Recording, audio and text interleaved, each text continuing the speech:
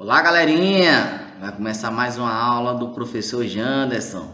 Hoje iremos falar sobre substâncias químicas, parte 2, continuação da aula do capítulo que vai dar início à jornada de vocês para essa avaliação. Bom, as substâncias químicas, elas têm propriedades bem definidas, como a gente viu, que são temperatura de ebulição e temperatura de fusão, tá? Então, cada matéria, cada substância química, ela é determinada por esses dois pontos que são bem específicos para cada substância. Então, cada substância tem seu ponto exato, onde vai ser o ponto de fusão e o ponto de ebulição dessas substâncias químicas. Além da densidade, cada substância química também contém sua densidade específica, densidade encontrada somente naquela substância química. Então, são propriedades definidas relacionadas com as substâncias químicas encontradas. Então, são propriedades bem definidas. Seu ponto de fusão, seu ponto de ebulição, sua densidade.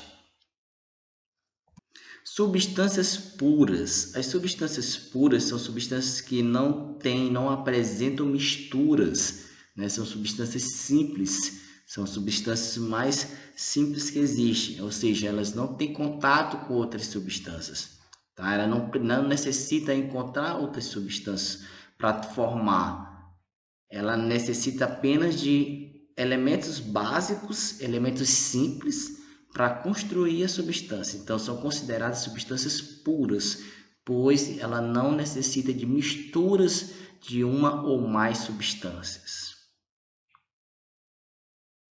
Mistura, aí sim, são encontrados com duas ou mais substâncias. Então, necessita-se de duas ou mais substâncias para estar formando uma mistura. Essas substâncias, elas vão se reunir, tá? Serão reunidas para formar uma mistura. Então, mistura é formada por substâncias que basicamente são simples, que conseguem estar se ligando para formar essa mistura. Então, são compostas, né? Compostas pelo quê? Por várias substâncias que fazem a mistura. Essas várias substâncias, ela tem uma tendência a estar se ligando para ocasionar essa mistura, tá? Então, toda vez que tiver essas substâncias, ela pode ocasionar essa mistura. Essas misturas podem ser visíveis ou não. Reações químicas. Reações químicas, elas necessitam de uma ou mais substâncias para estar acontecendo, tá? Ou seja, é uma transformação, é uma modificação da substância inicial para uma substância final. Isso é caracterizado como uma reação química. A substância inicial será completamente diferente da substância final, dando um resultado diferente. Então, novas substâncias são formadas através de reações químicas. A substância que irá começar a reação, ela vai ser transformada, modificada em outra substância ao final da reação química. Então, nessa reação, a gente fala que existe substâncias iniciais e substâncias finais. E substâncias iniciais são aquelas substâncias que estão antes da reação química. E as substâncias finais são aquelas substâncias que são resultado da reação química, tá? Então, houve a transformação e deu origem a essas substâncias finais. Aqui está um exemplo, substância inicial e substâncias finais, tá?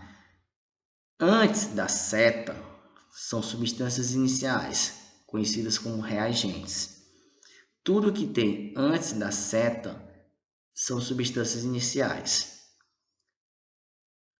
A seta significa reação química, ou seja, é o ponto onde aconteceu uma reação química. A partir dali, deu origem a outras substâncias. Produtos são as substâncias finais. São substâncias que deram origem, foram formadas, produzidas através da reação química.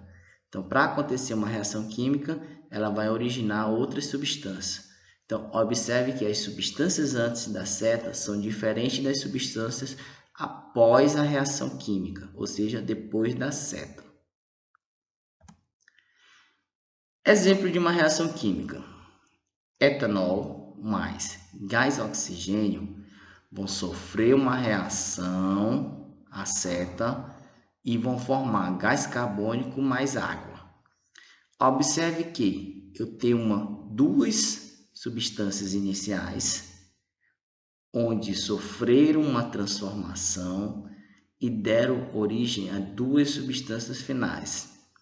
O ponto de observação fala que as substâncias após a reação são completamente diferentes das reações, ou seja, completamente das substâncias antes dessas reações. Então, eu tenho etanol e gás oxigênio antes, gás carbônico e água depois. Então, são completamente diferentes. Eu tenho duas antes, duas depois. Certo? Então, é um exemplo de reação química. Toda vez que acontece uma reação química, as substâncias são formadas, são produzidas e serão completamente diferentes das substâncias iniciais. Reações químicas. Existe uma diferença entre mistura e reação química. Mistura, ela não modifica nenhuma das propriedades específicas. Por exemplo, se eu pegar um enxofre mais ferro e misturar eles dois, em nenhum momento eles deixarão de ser enxofre e ferro. Serão apenas enxofre e ferro misturados.